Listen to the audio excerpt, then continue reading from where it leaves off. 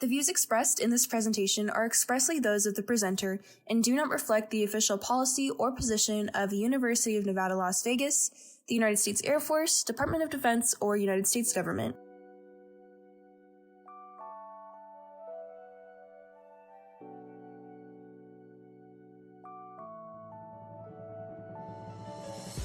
Welcome to the Keys to Military Success. This is the show that you've been waiting for. The show that exposes the emotional, physical, intellectual, spiritual, and social dimensions of a successful military career by none other than the experts on the battlefield, Team Red Alert led by Christian Sledge. Trust me, folks, I've had the privilege of consulting with them, and let me tell you, the results speak volumes. I'm talking about beast mode activated. And the team's not here just to talk the talk, they're here to walk you through it all. We're going to be talking about strategic consultations, operational insights, and decision-making gems. The team will be consulting with strategic and operational leaders and decision makers, extracting tactics, techniques, and procedures, unlocking your true potential. That's how they roll, and that's just how they get down. So without further ado, let's turn up the volume and get ready to rumble. It's time to hear from my mentor and the team, the Keys to Military Success, Christian Sledge, and the Red Alert. Class is in session. Let's go. Good morning, good afternoon, and good evening, everyone. Welcome to the Keys of Military Success. I'm your host, Captain Christian, the Hype Man Sledge, and this is also co-hosted by Accord Cadets, also known as Team Red Alert. So we have Cadet Wade, we have Cadet General, and we have Cadet Cooper. They're all in the room with us, and they will be asking questions. All right. And our home, as you know, is Air Force ROTC Detachment 4, University of Nevada, Las Vegas, the Rebel Nation. Our show is for everybody who seeks guidance, mentorship, leadership advice from none other than the leaders themselves. We provide information for those before, during, or after their military careers in the armed forces. So the time has come for you guys, the customer, to stop watching everybody else ascend to military prowess and start living your own success stories. So today we have a very special guest for all of our customers out there across the United States Air Force and Space Force. The Enterprise, none other than the one and only commander of the Jeanne Holm Center, Officer, Accessions, Citizens Development here at Maxwell Air Force Base, Brigadier General Houston Cantwell. He'll be mentoring us on ethical decision-making, making tough decisions as commanders. Quick snapshot of his life. Commissioned via Air Force ROTC from the University of Virginia as a distinguished graduate in 1994. Has since then completed 19 assignments leading up to this point in time. He is a pilot by trade. Numerous hours across numerous airframe. Fast forward, current commander of the Holm Center, taking care of 3,300 airmen, 120,000 cadets across 2,058 locations worldwide. So we're talking OTS, ROTC, JROTC, you name it. It's all bundled under the decisions of this gentleman right here. So altogether, 85% of the officer corps sessions decisions are made by this gentleman right here. So ladies and gentlemen, please, everybody, welcome Brigadier General Houston Cantwell to the show. Welcome, sir. Thanks, team. It's great to be here with you. Okay, so with that being said, sir, we'll go right into the question. So again, we're talking about ethical decision-making, making some tough calls. We understand you've been in the officer corps for a long time. I'm sure you've had your fair share of some tough calls that you've had to make that got you into the position that you are in today, and you're probably still making some tough calls out here. So we want to just pick your brain and get some mentorship in that department, as a lot of these cadets will be making those decisions very, very soon and here in the future. Sounds super. Okay. So first things first, given your bio, everybody's read it here. It's a long sheet. I always ask the guests to summarize their bio with the information that they want us to know. So if you could, sir, given your bio and given everything that's on it, please let us know to us what's important that we understand about you. Okay. Thanks so much. I really appreciate the opportunity to be able to engage with you all. It gives me an opportunity to see how you all are framing ethics and decision-making, and we'll get to bounce ideas off of each other. So I'm really looking forward to this opportunity. In terms of my bio, I'll just hit just a couple quick bullets just because it frames how I've developed as an officer, because we're shaped by our experiences. And so you mentioned I flew planes. Specifically, I flew F-16s. That was the community I grew up in until I was a lieutenant colonel. And then after that, I went off and joined the remotely piloted aircraft community. And I've done that for the last 15 years. So that has also helped shape who I am.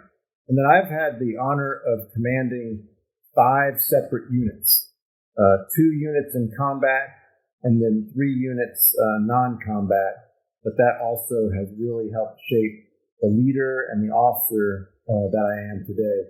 Lastly, I'll say it's not in the bio, but definitely shaped kind of my outlook on foreign affairs and where the United States sits, in terms of foreign policy.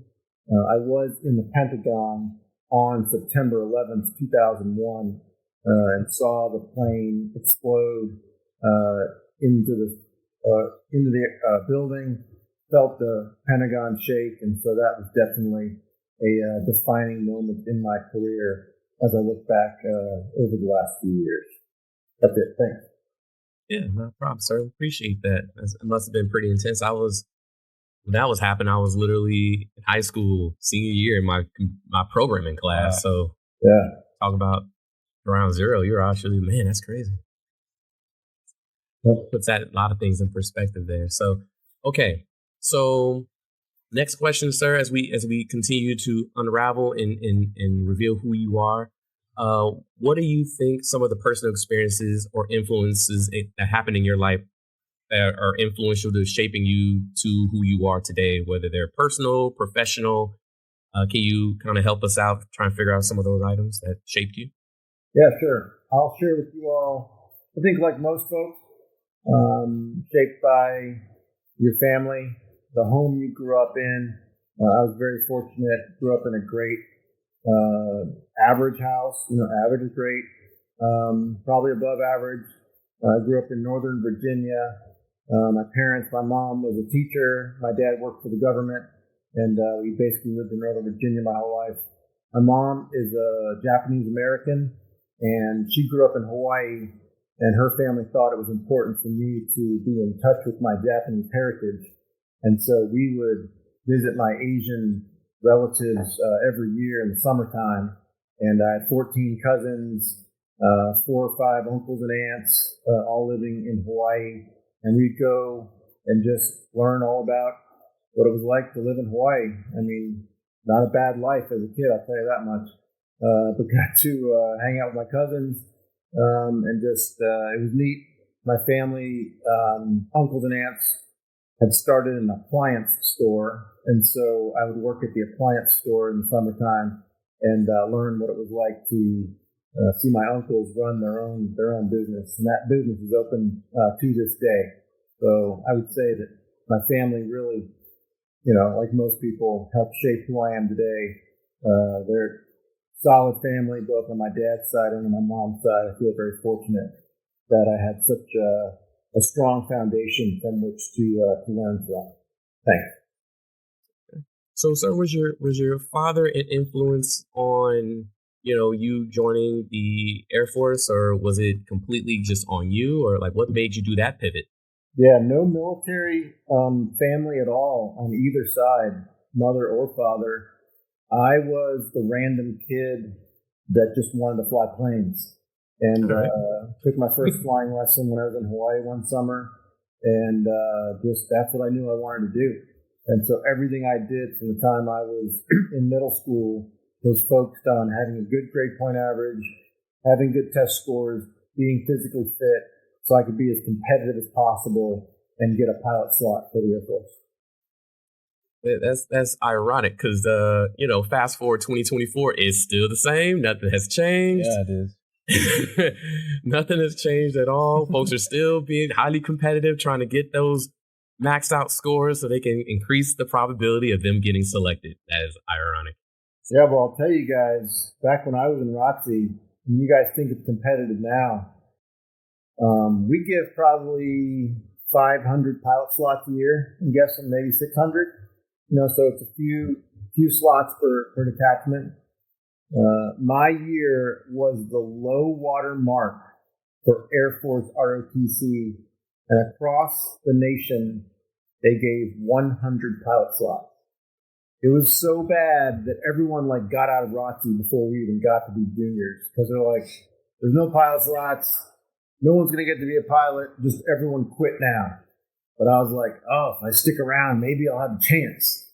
And got lucky. I won the lottery, and I got one of the pilot slots. So it was a miracle.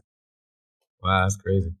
And that's funny that Cadet Wade was just talking about that in our last episode, where we're talking about PSP numbers and how upperclassmen kind of say, hey, the numbers are going to be this and that, man. It's going to be a little rough, and of course, Cadet Wade is recommended, hey, don't, at least for the cadets, it's not our place to kind of talk about those kinds of things, especially when we're leaders of people, right, under us, and they're already nervous about these kinds of things. Just sticking them with the numbers, or the probable numbers is probably detrimental to their growth and development. But the fact that, again, we're still talking about that in 2024, and it was a thing back then when you were going through school in Virginia, that goes to tell everyone else that, some of the challenges that were existing back then are still the challenges today. And we're still trying to combat and make better for everyone else. Yeah. And my advice to y'all would be control what you can control. So you can't control a lot of things as a cadet, but you can control your GPA. You can control your PICSM score. You can control your PT test score. And so there are things you can control. And so focus on those things and have some discipline. That's the part that can be hard as a college student, is the discipline part, because there's so many distractions in college. He's preaching. He's preaching out here. Yep, we tell them the same things out here, sir. Trust me, you're not falling on deaf ears. We try to, as much as we can to mitigate some of that damage, because that brick wall, it hurts. The one that you run into if you don't have your stuff together. So we try to do our best to try to, here comes the wall. We got our hand out. We're here to help get you across the wall, right? But you've got to do your due diligence to get on the other side. So, okay.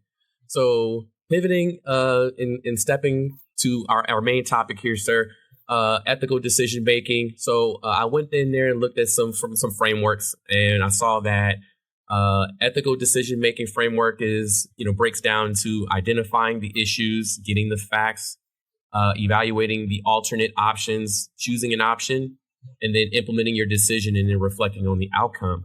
So given those steps and given your battlefield experience in all those years, which step do you believe would be the most challenging and why? Yeah, I'll have to think about the challenging part that I thought about and reflected on the most was which is the most important. And as I look at, ethics and making decisions, I think the most important piece of this to be successful is to be deliberate on how are you programming your brain. I know that may sound kind of weird, but we are all products of our environment. And I want you all to think about, we all have friends that may have made some poor decisions. What led them down that path? Oftentimes, it is they made some decisions to possibly hang out with people that tended to go down the wrong path, I'll just say. Your parents would always say, don't hang out with the wrong crowd, right? You've heard that from, parents would say that. But choose good friends is what I'm trying to say. And by being in ROTC, I think you're making good decisions. I deal a lot with junior ROTC at the high school level.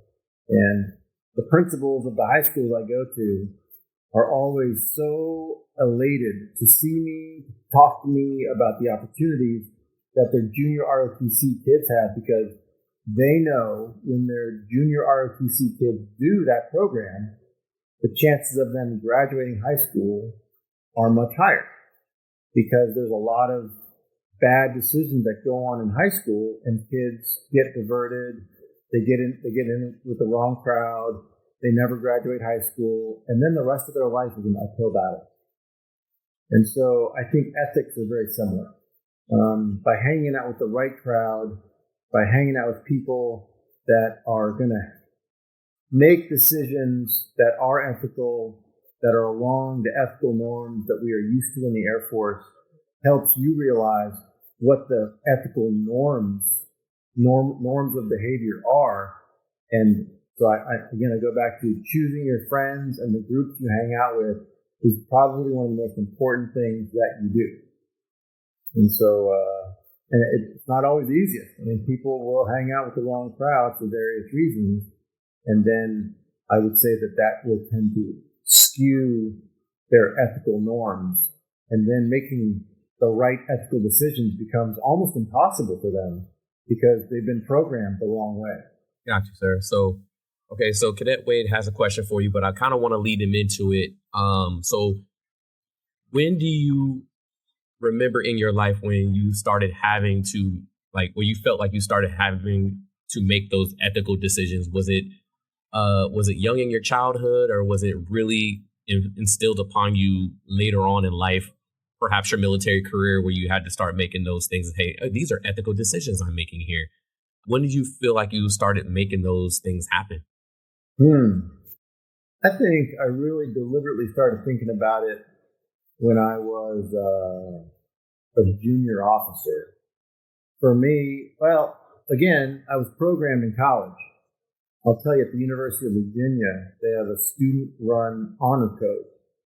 And so, again, talking about you are a product of your environment, the fact that I had a student-run honor code about I will not cheat on this exam, like we would sign this honor code on every document that we turned in at UVA, I think that was programming me, even maybe a little subconsciously, of, hey, cheating is not something that is acceptable, and gets you in the habit of not cheating. I'm not certain that every college emphasizes that. And that's not, I feel lucky that as I look back on my upbringing, that was something that was part of my upbringing. You know, I think this whole piece about you are a product of your environment is so important. And I'd never thought about it much until I was a captain in the Air Force. And of all places, I had neck problems. Still have neck problems from flying F-16. A whole lot of G-forces causes your neck to get messed up. And so when I was getting a master's degree in D.C., I took the opportunity to get acupuncture because I was trying everything. Chiropractor, massage therapists, all kinds of physical therapy. But I was pulling out all the stops, and I found an acupuncturist who helped needle my upper back and my neck. And I remember one time I was seeing this lady. She's probably, older lady, probably like 50, like as old as I am right now. So at that time seemed like a really old person to me. And we were just talking about random things. And I alluded to her something about the fact that China is, bad and violates all these human rights issues, right? They're unethical, basically. I basically told her that during one of my appointments. And she attacked me like I was, I don't know, like the biggest asshole she'd ever talked to. And I'm like, how the heck is she attacking me? Like, I'm an American. Like, we have the highest ethical standards in the world. And the example she used was, well, how ethical is it for you to dump your elderly in, basically elderly care places, and, your families just put them on the side of the road like they're worthless. Whereas in China, right, they take care of all their generations of their families because they think it's unethical to just leave the elderly to fend for themselves. And we in America just, like she said, dump them on the side of the road and hope someone takes care of them. And that was the first time it hit me that ethics is a really complicated thing. A really complicated issue, and that I had been programmed my whole life to think that we are ethical and the Chinese are not ethical. And yet this lady just gave me an example where I had to reflect and go, yeah, maybe letting elderly fend for themselves, maybe that's not the most ethical thing that we do as Americans. Yeah. Wow. Yeah. Sometimes we get it from the most unexpected places. And like I said, it's driven from a lot of things, whether it's, our upbringing or just our battlefield experiences, life experiences, things of that nature. And like you said, the product of our environment. If we see it, we just think that's it, right? And it's not until we start questioning it or seeing something else that we really start digging in and looking inside and seeing if we're making the ethical decision that we need to make. Yeah, I think a lot about being a fighter pilot. And in my career, we changed from dropping dumb and unguided bombs to pretty much every weapon we drop now is GPS or laser guided. So my question to you guys is it unethical to drop dumb bombs at this point? Is that unethical? Because we know that if you drop dumb bombs, you're going to kill extra people with collateral damage. You're going to kill civilians, basically. And we all know that killing civilians is bad, and we should try to minimize collateral damage.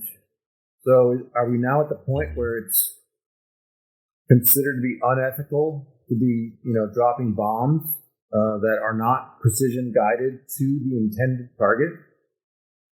I don't know. That's my question to you guys too. I don't know if we have an answer today, but something definitely worth talking about with ethical detachment as we look at the future of warfare in the 21st century. Where are we on that? Absolutely, sir. So I'll let the cadets kind of answer on that too, but I know you have a good point. If we have the capability of striking the target and only the target, then why would we waste our time trying to hit anything else? It doesn't make sense to us. I know in the RPA world, I was out there at Creech. It's my home planet, as I call it. You got to go through a lot of things in order to, shoot that munition, and you got to make sure you're dead on and you know what you're doing. So just to, throw a weapon out there and it's dumb. I don't know. Right. Exactly. It doesn't sound like it makes a lot of sense.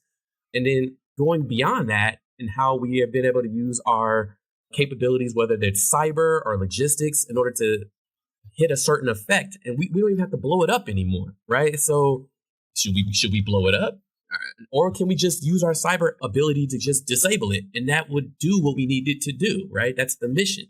So it brings a lot of ethical questions out there, like how do we hit the target without necessarily blowing it up, right? Do we really need to do that? So hey, let me add on to that real quick, because you talked about mainly kinetic operations. And then you alluded to some non-kinetic operations. I'll tell you, I find it interesting that on the battlefield, oftentimes the tactical level commanders will have more authority to kill the enemy and perform kinetic strikes than they will at the tactical level to do non-kinetic operations like either a cyber or an information operations or some type of, again, non-kinetic operation, which I think, wow, that's even crazier, that we allow our tactical level commanders to make the decision to kill someone, which, if you look at, the ethical manuals, if you will, that's like one of the most unethical things that we do as human beings. And yet we give them the authority to do that, but not to launch an information operations campaign at the tactical level. That's crazy. Building on to that, I think the training and the education that I've come up through, I've had just a little background, mechanical engineering. So we go through a lot of ethics classes. It's on, building bridges or creating something that you make, whether it has an impact on the environment or not, or even buildings. Like if you're going to place a building in the middle of a city, how do you create that building without, putting a negative effect in the place that you drop it? And I think it is the same thing for our military and how we go about conducting operations that affect lives. I think we have the technology to be able to make stealth aircraft and hypersonic weapons. I think we can do our due diligence to be as ethically, impactful with our decisions as we can regarding, any life. That's pretty much my point of view on that. Put it simply, General, what do you think? Okay, so I honestly, it's a hard topic for even my brain to kind of wrap around, and I haven't had that many ethics classes, so I'm not quite there yet in my high level classes. But I think honestly, like growing up for me is like just the thought of like, and even now, like the thought of like ending someone's life, for me, is just wrong. But it's like there comes that challenge and that barrier of like, well, I need to protect me and the ones that I love and the country, the greatest country on earth. So it's like, at what point can we, or what point is it okay to take someone else's life to protect ours? How many can we take to protect ours? And, at the bottom line, end of the day, only take the ones that are necessary. Like, don't do N+1, take N. And even if you can, N-1, if you really can. Yeah, that's a really good point to put it. And I think talking about allowing those decisions to be made by tactical level leaders, maybe even a second lieutenant coming in or first lieutenant captain. I think it is, as you come through the training pipeline of ROTC, or whether that be, OPS, or even, UPT, I think it's very empowering, and it kind of gives you a sense of pride of what you're doing, just to know that, hey, somebody's going to put this decision in my hands. So, as I'm sitting back here at the library at UNLV studying and doing my due diligence on my ethics homework, I'm gonna put a little bit more thought into that homework and those things, because I know I need to build up those muscle memories and my ability to make ethical decisions, because I know it's gonna matter someday. So, given that, sir, and I think that's very, very ironic. I mean, I'm approaching 20 years in the Air Force. Sir, you have your years. These youngsters are about to just get it started, but they already kind of understand the fact that, very soon that those kind of decisions are going to be in their hands. And I know we went to the extreme measure of, but this is what we do, right? And Colonel Young will tell you, this is what you do. This is what we're sold up to do. So it's going to be just a matter of time when those things start happening. So I'm glad that you guys are actually thinking of that, because that's what your strategic leaders are wanting, for you guys to think about it. Yeah, let me put a plug in, because I was an engineer undergrad, and so I didn't get too many humanities courses. I was a systems engineer at Virginia, and I graduated in 4 years, so there wasn't a whole lot of room in my curriculum to do like non-math and science stuff. So it wasn't until I was in grad school, but when I was in grad school, I took my first ethics class. And that is when I realized I don't know shit. I'm not Amen. kidding. Like, I started reading Aristotle It is crazy. and Plato, and I'm like, how can dudes that were alive thousands of years ago be smarter than me when I have access to all this information on the internet, right? And yet these guys like really thought about deep stuff, and I can barely follow their thought processes. It was nutty. Yeah, so I think for me, when I was going into this program, it didn't really quite hit me until I was over at Hurlburt Airfield and on an ops air trip. And we were talking to a couple of first shirts, and one of the first shirts there kind of put it in perspective for me. And she was saying about no matter what job you have in any role of the military, whether it's force support, LRS, under MSG or mission support type, or those operational where it's like you're on the front lines, no matter what you do, if you're wearing the uniform, or even if you're contracted and you're helping out the military, you are ultimately going to assist someone's death, because you are working for the people on the front lines. If you're one of those people on the back lines, you're working for that frontline person. So you're gonna help assist someone with that kill, no matter what you do. And I think that's kind of what changed my perspective, because I didn't know what I wanted to do back then, and I was thinking maybe I could just do something on the back line so I didn't have to run into assisting and killing people. But when she said that, I was like, oh, dang. no matter what I do, no matter what job I do, when I put on that uniform, it's going to happen. Yeah, that's a great story. I will talk about my kind of point where I thought a little bit deeper one day. So, sir, I don't know if you know, but here at UNLV at December 6th, we recently had a school shooting, and it was a very tragic event. We had deaths and people shot, and it was very hard at the end of the semester. And I was in the building that was right next to the incident, and I was walking out trying to leave the scene. And as I was walking out, I saw one of the gentlemen that got shot, and that was the first time that I'd ever seen somebody who had been shot before. And he was the only one from the incident that survived, and he was dragged as he was bleeding out to the back of a police car, and he was driven to the hospital.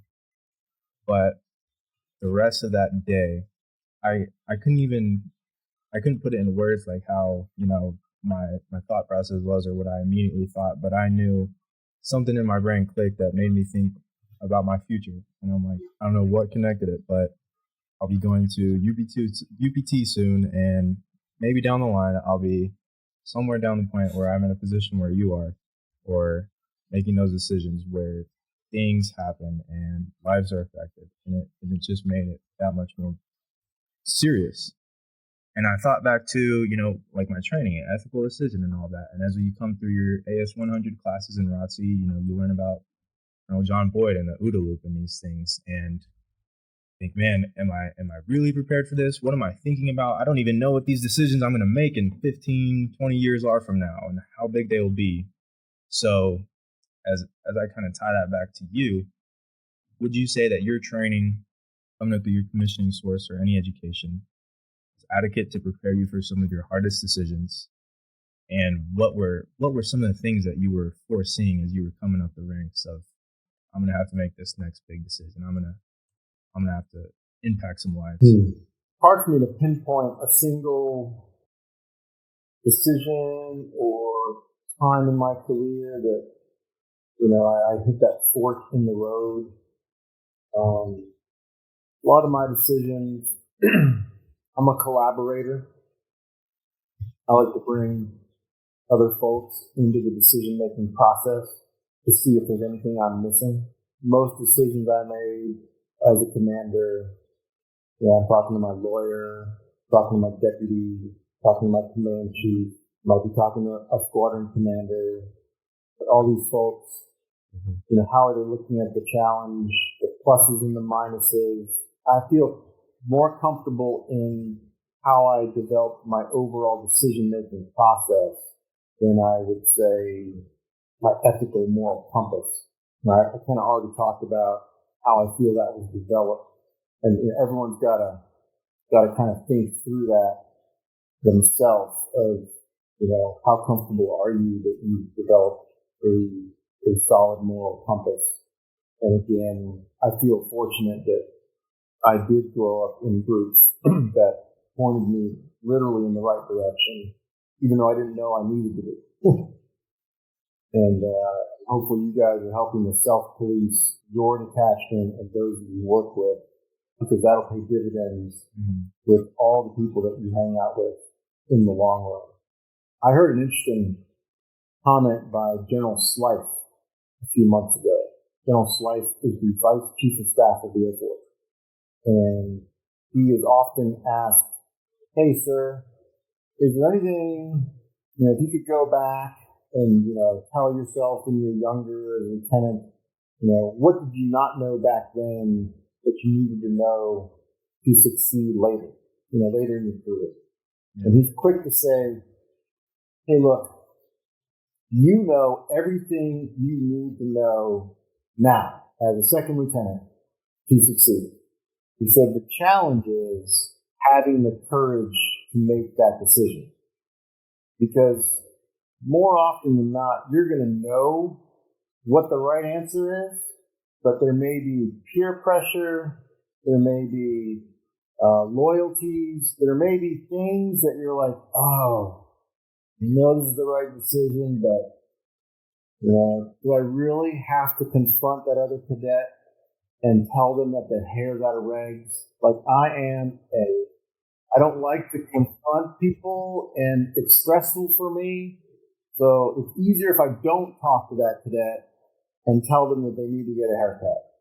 Or, especially if it's a female, now there's a whole gender thing. It's even more uncomfortable at this point. I mean, right? And so what I'm saying is there's a courage piece to the whole ethics that I think is as important to the conversation, because you have to have the courage to be able to make the right decision, because oftentimes there'll be reasons why it's easier to make the wrong decision. I thought that was really cool that you brought up the not the gender thing. We know that already. I'm talking about the concept that you already know, right? Mm-hmm. You already know. And we literally, before you logged on, sir, Cadet General here, that's literally her name. She was literally saying, hey, after you leave, after I graduate, I'm going to still be calling you for advice. And I was like, you already know the answer. You don't have to call. We taught you everything you need to know. As long as you stay within those basics, you can choose your own adventure and make the best decision that you think. And we most likely are going to hit the right one. So given the information. So I thought that was kind of funny and ironic, because we literally just had that conversation before you jumped in there. Yeah, that was a good one. Yeah, General Slife, he likes to tell a story about showing up to C-130 training. He's a brand new second lieutenant, and C-130s have enlisted on their crew. And he says he shows up to the scheduling board, and there's a bunch of guys checking the schedule, and some are enlisted, some are officer, and he's his first assignment, right? He's brand new, and he introduced himself. Hey, I'm Jim. Hey, Jim, I'm Tom. Hey, Tom, I'm Joe. You got Tom, Joe, and Jim, and hey, look, we're on the schedule tomorrow. Okay, great. So he's like, I guess, it's a more relaxed environment in the real Air Force. Like, everyone goes by their first name, like no rank.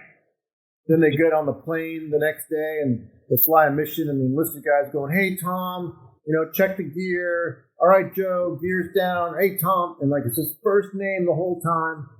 And then Lieutenant Slife gets back to the debrief, and the enlisted are cleared off. An instructor pilot rips him a new one. He's like, do they teach you anything in ROTC? Like, why are you people allowing the enlisted to address you as a first name with no rank? Like, what are they teaching you? And he's like, I knew what the right thing was. I should have corrected the enlisted to tell them, hey, we need to address by our name and rank. But he's like, I guess it's just the way they do it in the real Air Force.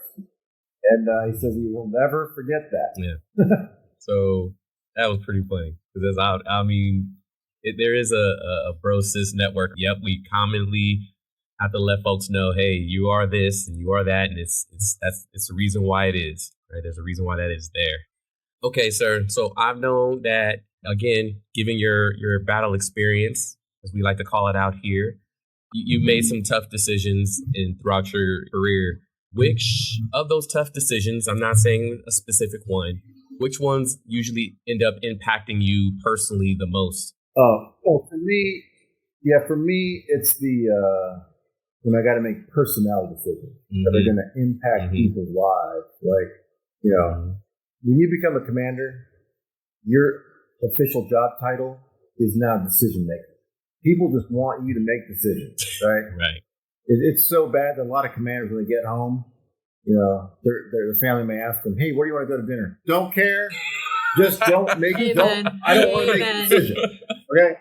Someone else make the decision. I've made way too many decisions today. I don't care where we go as long as I don't make the decision. Like, that is a thing. I'm not even joking. Right. So commanders will joke about that, because everyone just wants you to make a decision on things. So I get used to just, I don't have much information, but I make the decision. Just here's what we're doing. Just go start the plan. But when it comes to personnel decisions, it's so complex, because you're talking about discipline, you're talking about good order, morale, you're talking about enforcing the standards, accountability. Like, there's so many factors that come into a lot of personnel decisions. Not only for holding people accountable, but also offering opportunities for, like, who should win the award? Who should get the coveted position moving forward? There's like so much talent out there. And so those decisions are the ones that I really use as much time as possible on when I'm thinking about what's the right decision. Has any of those decisions that you've made been unpopular? Unpopular. Oh yeah, I'm certain. Lots of decisions. I was a wing commander.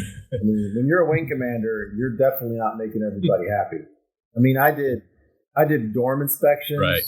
There's no way the airmen were thinking, "Yay, Colonel Cantwell! He's inspecting the dorms again. What a guy! He's awesome." Well, to them, I'd say, tighten your up because there was drugs all over my dorm. Oh, so man. Stop doing drugs. Oh man. Right? And so I wasn't doing it because I thought it was fun. I was doing it because there was a good order and discipline problem. Oh. So yeah, when you're dealing with good order and discipline, you're gonna always feel the hate. But that's just the way it is. Young people make some bad decisions, and you're responsible for making the unit better. Yeah, absolutely. I do want to share with you guys one operational decision I made that was one of the hardest decisions I've ever had to make. Oh, by all means, sir, please. And I still, to this day, still am not convinced I know what the right answer was. Flying a 2 ship of F-16s, I'm the wingman. We're flying convoy support, 100 vehicle convoy, and this thing was like half a mile long.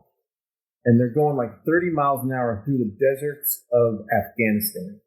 And we're up at 20,000 feet using our targeting pod to scan the road ahead of this 100-vehicle convoy. And there's a JTAC embedded. His name's Jaguar. And Jaguar is talking to us throughout the day. We have to fly overwatch for this convoy for 5 hours. That's a long time. Go to tanker, come back. Go to tanker, come back. We do the tanker every hour. And so we've been hanging out with Jaguar for a long time. They'd go through little towns, then move on, another town, move on. And we're just hanging out, making sure there's no one planting IEDs in front, no one's attacking them, ambushing them from the front or back, and just, again, letting Jaguar know what's going on in and around this 100-vehicle convoy. The sun goes down, so we throw our night vision goggles on. We've got laser-guided bombs. We've got GPS-guided bombs. We're armed to the hilt, ready to attack whoever we need to attack. And as the convoy is pulling through another town at night, I look over the canopy rail of my F-16, and it's like something out of a James Bond movie.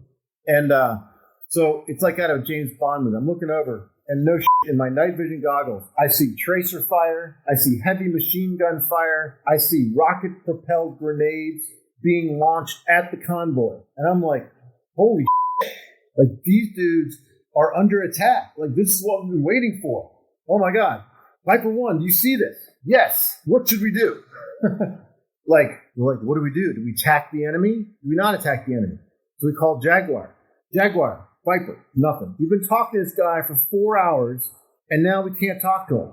You know why we can't talk to him? Because as soon as they started getting attacked, they turned on all their electronic jammers so that the bad guys couldn't detonate any remote-controlled explosives. But that gets rid of all the communications between the fighter jets, and the JTAC. So we keep calling Jaguar, he's not there. So we can't get, cleared hot. We can't get clearance to deliver munitions. But in the rules of engagement, there's always the self-defense rule that says if the coalition forces are under direct attack, you can attack the enemy. So we have that rule that we could operate under. Problem is, they are now in a town. And as we looked around where the fire and the grenades were coming from, it was coming from the town.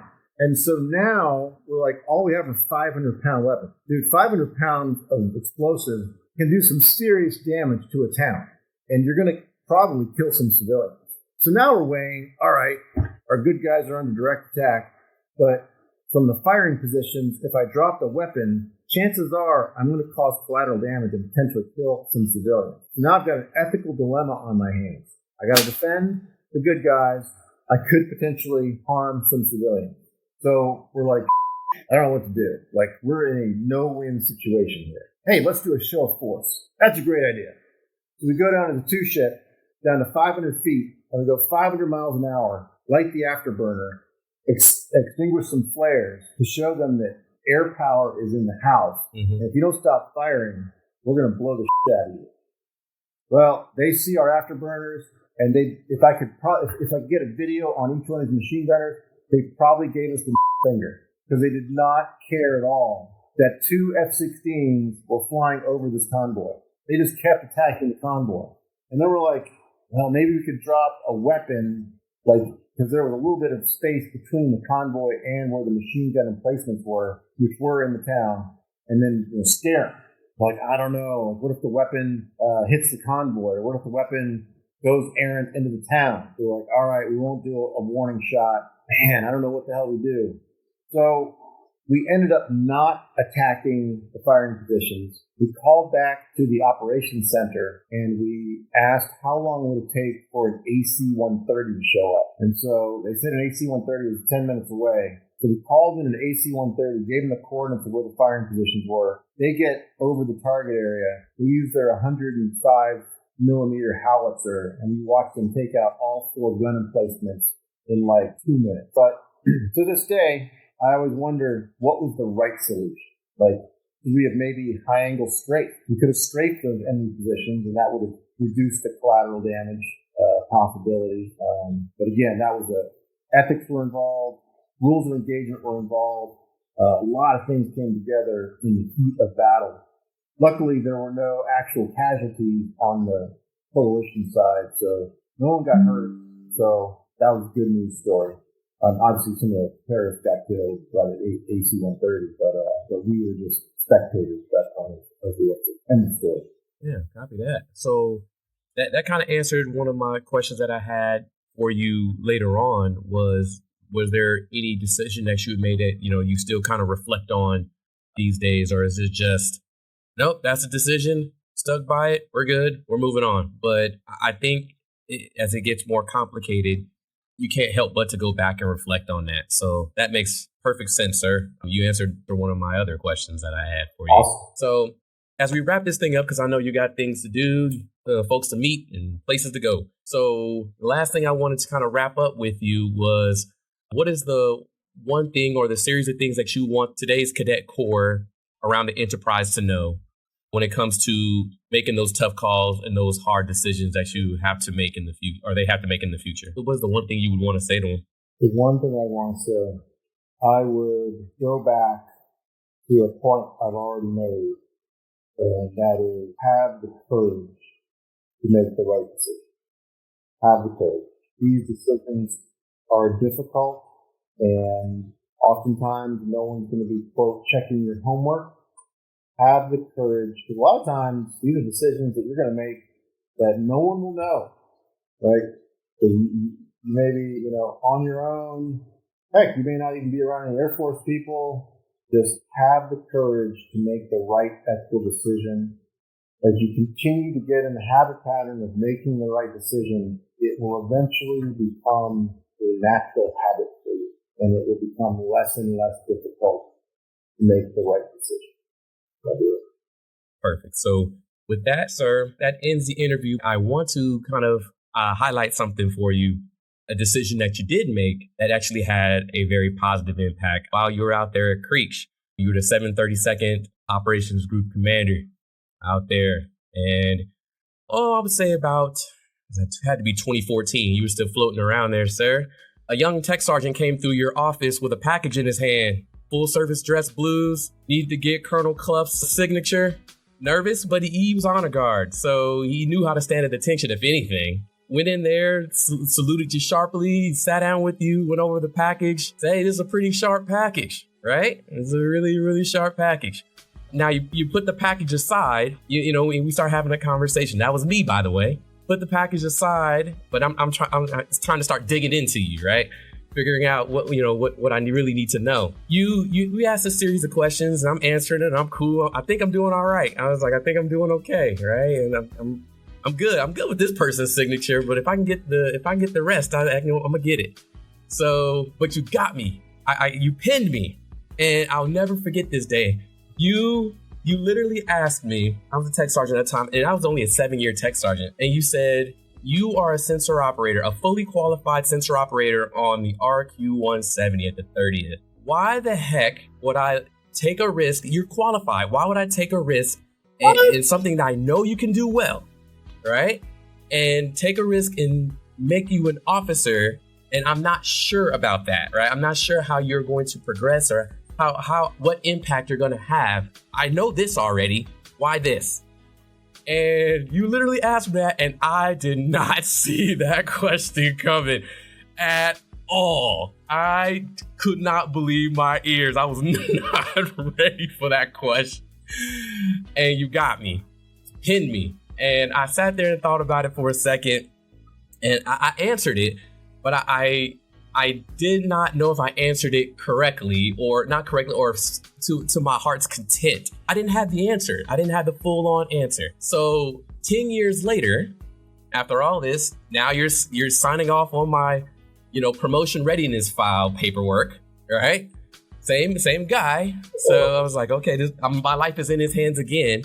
I said, if I ever get a chance to talk to him, I will be able to answer that question. I'll be ready to answer that question. So and the answer is this. I can't guarantee that I'm not going to make mistakes. I can't guarantee that I'm not going to always say the right thing because I got that wrong too. I can't guarantee that, everything that I do is going to be 100% perfect and I'm going to get every ride right and I'm not going to get hooked. I can't guarantee that. But what I can guarantee is that if I was put on the other side, that I would do well by my people at all times. Being 7 years enlisted, I realized there are some things that enlisted members go through that I, as a CGO, could help out with because I understand the both sides of the fence. So given that information, I would take that and try to make those enlisted members' lives better. And that's what my primary drive was, to make those people's lives better, to make all people's lives better. So that was my answer. But the risk part, right? You lost a fully qualified sensor operator, sir, on a very unique platform. You lost one, but you ended up gaining like 100 and some odd cadets that I was able to help graduate. And I promise you that they are compassionate. They have high energy. They are hype men and women. They are ready to do their thing. They're motivated. They're sharp, right? And they care about their people. And I hope that trade-off was worth the squeeze 10 years later. I really do hope so. And from the bottom of my heart, I appreciate the endorsement. I appreciate you having faith in me because I was able to get the signatures. I got picked up and I went to missile school and I went to cyber school and I'm an ROTC instructor and I have a bunch of cadets that are rolling through my office all the time. And I enjoy that part that I get to help them shape their lives. They're going to take care of those enlisted members. I know it because I was able to at least be able to help them out and shape those things. So from the bottom of my heart, from my family to yours, thank you so much. Thank you for your mentorship, your guidance. Thanks for the endorsement. I definitely could not have done it without you. I really, really appreciate that, sir. Hey, I can't thank you enough for sharing that story with me. I'm not kidding. That was, I'm going to share that with my whole family tonight. It was worth the journey. I really appreciate it. I tell from now on, every enlisted person that comes across my desk and says, I need help becoming an officer. I said, be prepared to answer this question because I was not ready for that question. You got me good, sir. That was a good one. But you were absolutely 100% right. But I definitely tell every last enlisted person who pursues a commission, I say you better be ready to answer that question because that'll answer a lot. Well, honestly, I was not trying to stump the dummy. Seriously, I'm not a stump the dummy kind of person, but that's a tough question. Holy cow! I cannot believe I asked that. Man, I've gotten soft in my old age. I used to be hard. Yeah, I did too. Well, hey. I've really enjoyed this hour with you all, and Captain Sledge, thank you for sharing that story. More importantly, for going back to my first point I made, being that foundation and that community that these cadets need to help set their moral compass by engaging these kinds of conversations, by being an example for them to follow. All of that goes into forming that community that they need so that they start to get in the habit patterns of making the right decisions and putting them on the right path. So can't thank you enough for reaching out, letting me be a part of this, and again for bringing me full circle with your story. Thank you so much. Yes, sir. Of course, ladies and gentlemen, again, Commander of the Holm Center, Brigadier General Houston Cantwell. Again, sir, thanks for hanging out with us, and we will see you on the other side. Awesome. Best of luck. Now you guys get to upgrade and move to talk to Chief McKean. Yeah, I'm excited about that one. Thanks for giving us that plug-in as well, sir. Again, saving the day. All right. Best of luck to y'all. All right. See you later, sir. Thank you for joining us for this episode of Keys to Military Success with Team Red Alert, advised by Christian Sledge. Christian Sledge is a prior enlisted officer of the United States Air Force with over 20 years of military experience. Team Red Alert was assembled by the members of the AFROTC Detachment 4 at the University of Nevada, Las Vegas in 2023. This team has answered the call for the need for military leadership, knowledge, and enlightenment, and is dedicated to providing you with the keys to military success. Remember, as you embark on your own journey to success, lead with a kind heart. Have respect, care for others, and the mission will take care of itself. With the keys to military success in hand, the possibilities are endless.